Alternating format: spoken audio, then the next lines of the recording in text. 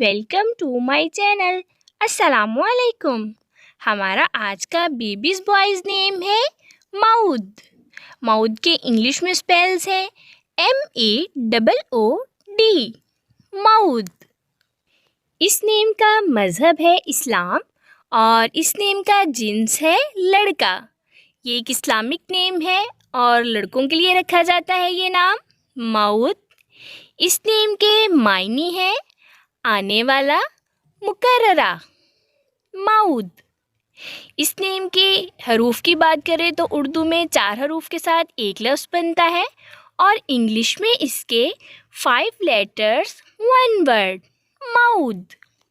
इस नेम की तफसील है मोहम्मद माउद, माउद अहमर। इस तरह से हम ये नाम रख सकते हैं। आप भी अपने नाम का मायने जानने के लिए कमेंट्स में अपना नाम लिखें और मायने जानिए।